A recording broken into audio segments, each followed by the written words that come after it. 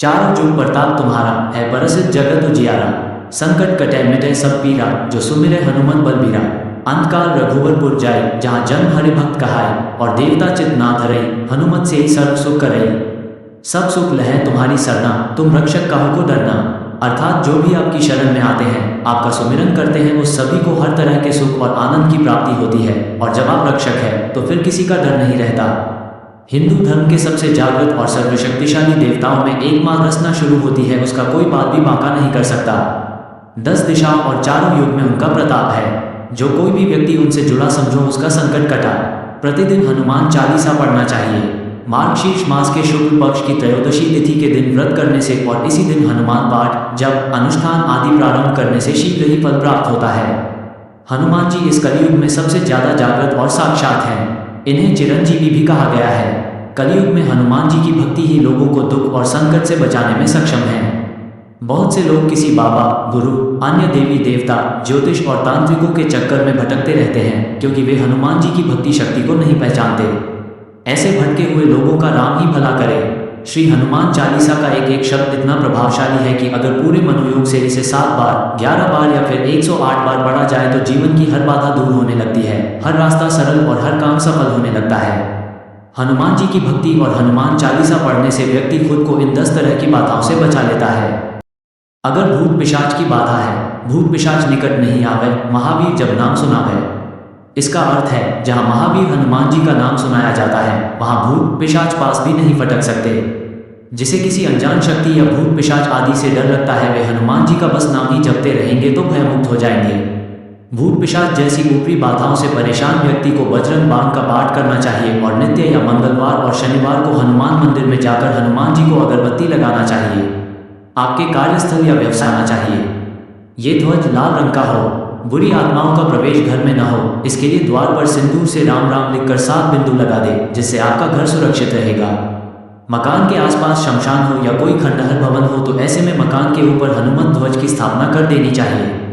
अगर आप भयमुक्त जीवन चाहते हैं, यदि आप अंधेरे, भूत प्रेत से डरते हैं या किसी भी प्रकार का भय है तो आप हम हनुमते नमः का रात को सोने से पूर्व हाथ पैर और कान नाक धोकर पूर्व की ओर मुख करके 108 बार जप करके सो जाएं। कुछ ही दिनों में धीरे धीरे आप में निर्भीकता का संचार होने लगेगा।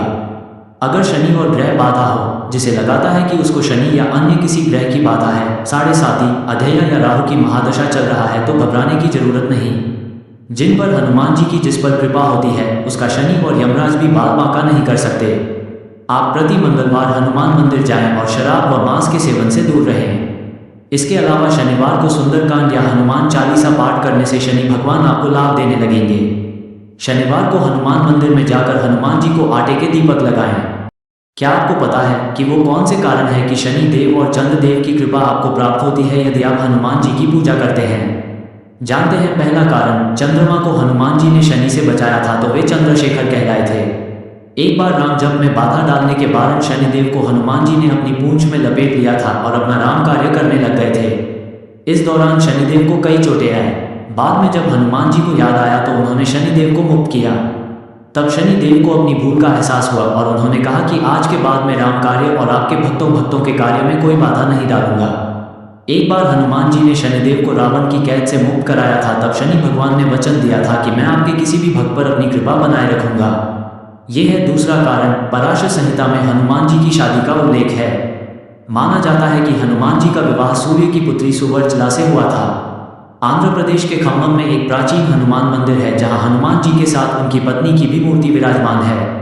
शास्त्रों में शनि महाराज को सूर्य का पुत्र बताया गया है।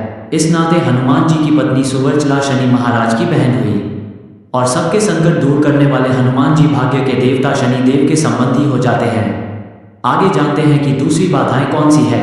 अगर रोग और शोक की बाधा से पीड़ित हैं, नासे रोग हरे सब पीरा, जपत निरंतर हनुमत बीरा। इसका अर्थ है वीर हनुमान जी। आपका निरंतर जप करने से सब रोग चले जाते हैं और सब पीड़ा मिट जाती है। यदि आपको शरीर में पीड़ा है या आप किसी रोग से ग्रस्त हैं तो आप हनुमान बाहुक का पाठ करें। हनुमान बाहुक गोस्वामी तुलसीदास द्वारा रचित स्तोत्र है। जनश्रुति के अनुसार एक बार जब कलयुग के प्रकोप से उनकी भुजा में अत्यंत पीड़ा हुई तो उसके निवारण के लिए तुलसीदास जी ने इस स्तोत्र की रचना की।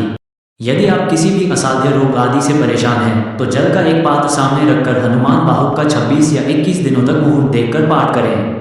प्रतिदिन उस जल को पीकर दूसरे दिन दूसरा जल रखें। हनुमान जी की कृपा से शरीर की समस्त पीड़ाओं से आपको मुक्ति मिल जाएगी। यदि कोर्ट कचहरी जेल बंधन से मुक्ति चाहते हैं, हनुमान जी बंदी छोड़ बाबा है। उनके अलावा कोई अन्य बंदी छोड़ नहीं है। जो व्यक्ति नित्य सुबह और शाम हनुमान चालीसा पढ़ता रहता है, उसे कोई भी व्यक्ति बंधक नहीं बना सकता। उस पर कारागार का संकट कभी नहीं आता। वो मानसिक रूप से भी बंधन से मुक्त हो जाता है। यदि किसी व्यक्ति को अपने कुकर्मों के कारण जेल हो गई है, तो उसे संकल्प लेकर क्षमा प्रार्थना करना चाहिए और आगे से कभी किसी भी प्रकार के कुकर्म नहीं करने का वचन देते हुए हनुमान चालीसा का 108 बार पाठ करें। हनुमान जी की कृपा हुई तो कारागार से ऐसे व्यक्ति मुक्त हो जाते हैं। इसके अलावा यदि आपका कोई केस कोर्ट में चल रहा है तो भी आप जीत जाएंगे। प्रति मंगलवार एवं शनिवार को हनुमान मंदिर में जाकर गुड़ और चना अर्पित करें और घर में सुबह शाम हनुमान चालीसा का पाठ करें। पाठ करने के पहले और बाद में आधे घंटे तक किसी से बात न करें। जब 21 दिन पूरे हो जाए तो हनुमान जी को चोला चढ़ाएं। हनुमान जी की कृपा हुई तो आप निश्चित ही कोर्ट से बरी हो जाएंगे।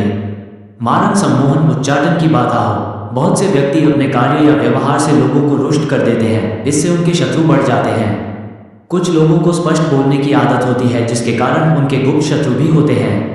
ये भी हो सकता है कि आप सभी तरह से अच्छे हैं, फिर भी आपकी तरक्की से लोग जलते हो और आपके विरुद्ध षड्यंत्र रचते हो। ऐसे समय में यदि आप सच्चे हैं तो श्री बजरंग बाण आपको बचाता है और शत्रुओं को दंड देता है। बजरंग बाण से शत्रु को उसके किए की सजा मिल जाती है, लेकिन इसका पाठ एक जगह बैठकर अनुष्ठान पूर्वक 21 दिन तक करना चाहिए और हमेशा सच्चाई के मार्ग पर चलने का संकल्प लेना चाहिए, क्योंकि हनुमान जी सिर्फ सच्चे और पवित्र लोगों का ही साथ देते हैं। 21 दिन में तुरंत फल मिलता है। यदि आप घटना दुर्घटना से बचना चाहते हैं, घटना दुर्घटना को राहु, केतु और शनि अंजाम देते हैं। जैसे अचानक आग लग जाना, आपकी गाड़ी का एक्सीडेंट हो जाता या किसी मुसीबत का अचानक आ जाना। हनुमान जी आपको सभी तरह की घटना और दुर्घटना से बचा लेते हैं। इसके लिए आप सदा उनकी शरण में रहकर प्रतिदिन हनुमान चालीसा पढ़ते रहे। कभी कभी सुंदरकांड भी पढ़े और बजरंग बाण भी। इसके अलावा साबर मंत्रों को भी ज्ञान प्राप्त कर लें। हनुमान जी का शाबर मंत्र अत्यंत ही सिद्ध मंत्र है। इसके प्रयोग से हनुमान जी तुरंत ही आपके मन की बात सुन लेते हैं। यह मंत्र आपके जीवन के सभी संकटों और कष्टों को तुरंत ही चमत्कारिक रूप से समाप्त करने की क्षमता रखता है। हनुमान जी के कई शाबर मंत्र हैं तथा अलग अलग कार्यों के लिए हैं। आप यदि मंगल दोष की बाधा से पीड़ित है, बहुत से लोग मंगल दोष के भय से ग्रसित हैं। शादी के लिए मंगल को जिन स्थानों पर देखा जाता है वे 1, 4, 7, 8 और 12 भाव हैं। ज्योतिषियों अनुसार इनमें से केवल 8वां और 12वां भाव सामान्य तौर पर खराब माना जाता है। सामान्य तौर का अर्थ है कि विशेष परिस्थितियों में इन स्थानों पर बैठा मंगल भी अच्छे परिणाम दे सकता है। ऐसा माना जाता है कि 28 वर्ष की उम्र के बाद ये दोष समाप्त होना शुरू हो जाता है। मंगलवार के दिन व्रत रखकर सिंदूर से हनुमान जी की पूजा करने एवं हनुमान चालीसा का पाठ करने से मंगली दोष शांत होता है। इसके अलावा लाल वस्त्र में मसूर दाल, रक्त चंदन, रक्त पुष्प, मिष्टान एवं द्रव्य लपेटकर नदी में प्रवाहित करने से मंगल का अमंगल दूर होता है। अगर आप कर्ज से मुक्ति चाहते हैं, यदि किसी कारणवश आप कर्ज में डूब गए हैं या कर्ज से परेशान हैं, तो हनुमान भक्ति से कर्ज से छुटकारा पा सकते हैं। कर्ज से मुक्त होना आसान नहीं लेकिन कठिन भी नहीं। हनुमान जी की कृपा हुई तो तुरंत ही इससे मुक्त हो जाएंगे। मंगलवार का दिन हनुमान जी का माना जाता है। ये दिन कर्ज से मुक्ति के लिए सबसे उत्तम है। यदि किसी से कर्ज लिया है तो उसे मंगलवार के दिन चुकाने के बारे में सोचे। बुधवार और रविवार को कभी किसी को उधार न दें। मंगलवार को हनुमान चालीसा का पाठ करके हनुमान मंदिर में नारियल रखना अच्छा माना जाता है। मंगलवार को इन चीजों के प्रयोग व दान का विशेष महत्व है। तांबा, मतांतर से सोना, केसर, कस्तूरी, गेहूं, लाल चंदन, लाल गुलाब, सिंदूर, शहद, लाल पुष्प, शेर, मृक्षाला, मसूर की दाल, लाल कनेर, लाल मिर्च, लाल पत्थर, लाल मूंगा। आटे के बने दीपक को बड़ के पत्ते पर रखकर जलाएं। ऐसे 5 पत्तों पर 5 दीपक रखें और उसे ले जाकर हनुमान जी के मंदिर में रख दें। ऐसा कम से कम 11 मंगलवार को करें। शुभ पक्ष के किसी मंगलवार की रात को हनुमान जी के मंदिर में 2 दीपक जलाएं और हनुमान चालीसा का 11 बार पाठ करें। पहला देसी घी का छोटा दीपक लगाएं। दूसरा 9 बत्तियों वाला एक बड़ा दीप लगाएं जिसमें सरसों का तेल हो और 2 लौंग डाली गई हो और जो रात भर जलता रहे। छोटा दीपक आपके दाहिनी ओर रहेगा और बड़ा दीपक हनुमान जी के सामने। ऐसा आप 5 मंगलवार करें। यदि आप नौकरी और रोजगार की समस्या से परेशान हैं, आप बेरोजगार हैं या आपका व्यापार नहीं चल रहा है, तो आप मंदिर में मंगलवार के दिन सुंदरकांड का पाठ करें। प्रतिदिन हनुमान चालीसा का पाठ करें और प्रति मंगलवार को हनुमान जी के मंदिर जाएं। हो सके तो 5 शनिवार को हनुमान जी को चोला चढ़ाएं। यदि यह संभव नहीं हो तो 5 बार कभी भी किसी भी शनिवार को चोला चढ़ाएं। आप अपने संस्थान में एक लाल कपड़े में नारियल को नाड़े से बंध कर एक ओर लटका दें। दूसरा, यदि आप नौकरी पाना चाहते हैं तो नौकरी के लिए इंटरव्यू देने जाएं तो जेब में लाल रुमाल या कोई लाल कपड़ा रखें। संभव हो तो शर्ट भी लाल पहने। आप जितना अधिक लाल रंग का प्रयोग कर सकते हैं करें, लेकिन ये याद रखें कि लाल रंग भड़कीला ना लगे, सौम्य लगे। अगर आप तनाव या चिंता से ग्रसित रहते हैं, बहुत से लोगों को अनावश्यक भय और चिंता सताती रहती है जिसके कारण वे तनाव में रहने लगते हैं। तनाव में रहने की आदत भी हो जाती है जिसके चलते व्यक्ति कई तरह के रोग से भी घिर सकता है। ऐसे व्यक्ति को मन ही मन हनुमान जी के मंत्र ओम हनुमते नमः या ओम हनुमन्ते नमः का जप करते रहना चाहिए। रात में सोते समय उसे 108 बार इस मंत्र का जप करके सो जाना चाहिए और सुबह उठकर नित्य कर्म से निपटने के बाद एक आसन पर बैठकर इस मंत्र का जप करना चाहिए। धीरे धीरे भय, चिंता, तनाव और आशंका मिटने लगेंगे। आप जितना मन से समर्पित होकर और अपने लक्ष्य को साध कर हनुमान चालीसा का पाठ करेंगे, इसका प्रभाव उतना ही जल्दी देखने को मिलेगा। हनुमान चालीसा का शाब्दिक मतलब है 40 पदों का समूह, जिन्हें 40 चौपाया भी कहते हैं।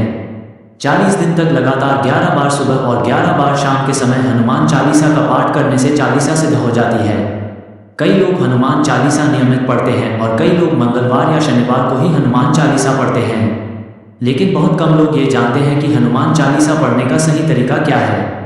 आओ जानते हैं कि किस तरह पढ़ना चाहिए हनुमान चालीसा ताकि हमें मिले इसका उत्तम फल। हनुमान चालीसा पाठ के कुछ नियम बताए गए हैं। अगर हम इस पाठ संपूर्ण लाभ पाना चाहते हैं तो इन नियमों का पालन जरूर करना चाहिए। पहला नियम है आह्वान। हनुमान चालीसा का पाठ करने के पहले कई लोग उनका और श्री राम जी का आह्वान करके पाठ नहीं करते हैं, इसलिए पाठ आरंभ करने से पहले आप भगवान श्री राम और हनुमान जी का आवाहन श्रद्धा से करें। दूसरा नियम है समय। हनुमान चालीसा का पाठ करने के लिए समय निर्धारित करना चाहिए। कई लोग जब उनका मन करता है तब उसका पाठ करते हैं और जब मन करता है तब नहीं। ये गलती कई लोग करते हैं। तीसरा नियम है स्थान। हनुमान चालीसा एक पवित्र जगह पर बैठकर ही करना चाहिए, खासकर या तो आपके घर के पूजा स्थल पर, मंदिर में, तीर्थ क्षेत्र में या पहले से नियुक्त साफ सफाई करके पवित्र की गई जगह पर। हर कहीं या सड़क पर इसका पाठ नहीं होता। चौथा नियम है कि आप भक्त बने। कई लोग हनुमान चालीसा का पाठ तब करते हैं जबकि उनके ऊपर कोई संकट आता है। कहते हैं कि दुख में सुमिरन सब करे, सुख में करे न कोय। जो सुख में सुमिरन करे तो दुख काहे को हो। पांचवा नियम है इसके दोहे। कई लोग पाठ तो करते हैं लेकिन हनुमान चालीसा में लिखे उसके दोहे नहीं पढ़ते हैं, जो हनुमान चालीसा का ही अंग है, इसलिए दोहे का पाठ भी जरूर करें। छठा नियम है अर्पण। हनुमान चालीसा का पाठ करने के पहले उनके चित्र या मूर्ति को पवित्र जल से पवित्र करके उन्हें तुलसी की माला या जनेऊ पहनाकर भक्ति भाव से उनकी पसंद का भोग अर्पण करके कई लोग हनुमान चालीसा नहीं पढ़ते हैं, लेकिन इस बात का ध्यान रखें कि पाठ करते समय भोग तथा अन्य वस्तुएं हनुमान जी को जरूर अर्पित करें। सातवां नियम है मध्यम स्वर। कई लोग हनुमान चालीसा का पाठ ऊंचे स्वर में अशुद्ध उच्चारण के साथ करते हैं या एकदम नीचे स्वर में इसका पाठ करते हैं। ये गलती सभी करते हैं। एक निरंतरता के साथ मध्यम स्वर में हनुमान चालीसा का पाठ करना चाहिए। आठवां नियम है चालीसा दिन तक पाठ 100 बार हनुमान चालीसा का पाठ करना चाहिए। 100 बार नहीं कर सको तो 11 बार करो। 11 बार ना हो तो 9 बार करो। 9 बार नहीं कर सको तो 7 बार करो। 7 बार न कर सको तो 5 बार करो और 5 बार न कर सको तो 3 बार करो और 3 बार भी नहीं कर सकते हो तो 1 बार प्रतिदिन करो चालीसा और कम से कम 40 दिन तक करने के बाद उन्हें लंगोट जरूर भेंट करें। 9वां नियम है पवित्रता। हनुमान चालीसा के पाठ के दौरान ब्रह्मचर्य, पवित्रता, शुद्धता, साफ सफाई का ध्यान कई लोग नहीं रखते हैं। महिलाएं यदि हनुमान चालीसा का पाठ कर रही हैं तो उन्हें इस बात का विशेष ध्यान रखना चाहिए कि वे उन्हें टच न करें। कई लोग ये गलती कर देते हैं। 10वां नियम है खुद के नाम का उच्चारण। ये भी मान्यता है कि जहाँ पर लिखा है कि तुलसीदास सदा हरि चेरा की जयनाथ हृदय मंडेरा, यहाँ तुलसीदास की जगह आपको आपके नाम का उच्चारण करना चाहिए। कई लोग ये गलती करते हैं, इसीलिए उन्हें लाभ प्राप्त नहीं होता है। 11वां नियम है दीपक। हनुमान चालीसा के पाठ के पहले दीप प्रज्वलित जरूर करना चाहिए। दीपक में जो बाती लगाई जा रही है वह भी लाल सूत की होनी चाहिए। किसी भी स्थल पर पूजा करने के पूर्व दीप जरूर प्रज्वलित करें। हनुमान पूजा के दौरान जो दीपक जला रहे हो उसमें चमेली का तेल या शुद्ध घी होना चाहिए।